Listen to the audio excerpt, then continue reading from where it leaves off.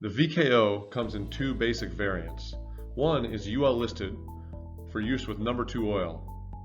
The other is not UL listed, but is designed for and suitable for number 4 and number 6 oil and liquid propane. They're all rated to 500 psi, and they're corrosion resistant, so they can be used outdoors. Valve position is clearly visible with the position indicator shown on the top, similar to other products from SCC and Siemens. And this valve has a 90-degree stroke, matching up very nicely with the most common control actuators on the market. The VKO is available with crank arm kits for linkage applications, both with discrete and adjustable versions, all available from SCC in a variety of sizes and shapes, and as valve actuator assemblies, featuring the most common Siemens control actuators. They come in two basic body sizes. The VKO1 is the small size, which includes 3/8-inch NPT connections with 7 different port sizes.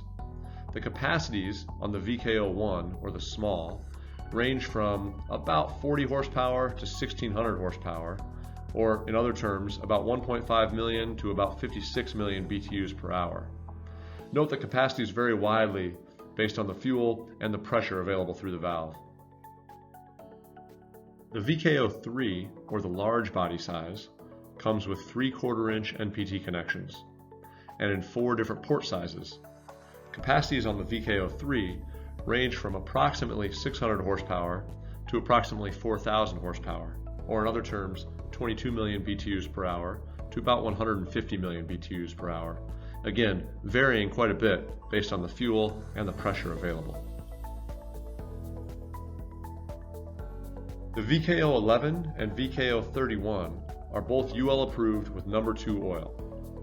The VKO10 and VKO30 are designed for use with number 4 and number 6 oil and liquid propane.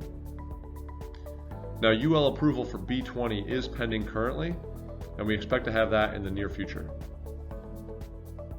The part number structure is similar to most other Siemens and SCC products. The first 3 characters, VKO, simply represent the model of the product being discussed. The next character will be a 1 or a 3, differentiating the small body from the large body. The next character then is a 0 or a 1 for the type of fluid that the valve is designed for and approved to be used with. The next 3 characters here represent the port size. There are currently 11 different port sizes across the 2 bodies.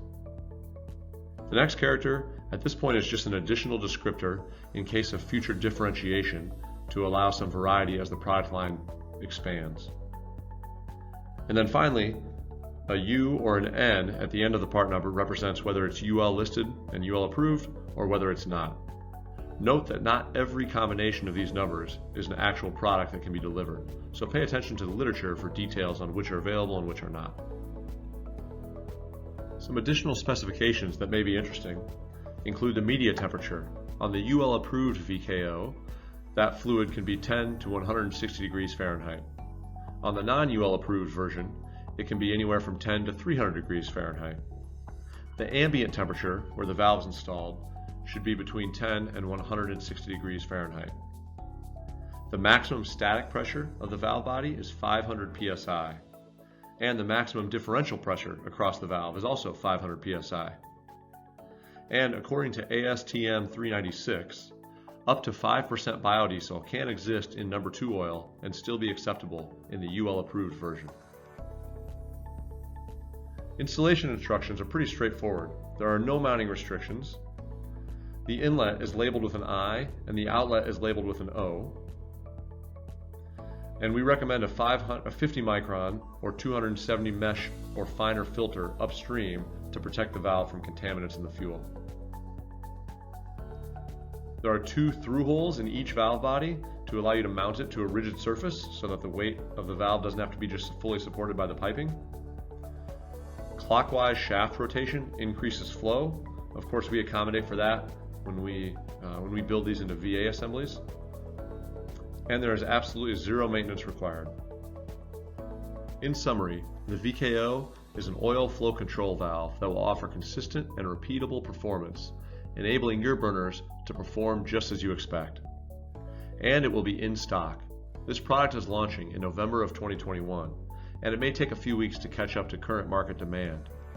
But before long, these will be on the shelf and in stock for quick delivery and the short lead times that you've come to expect from SCC.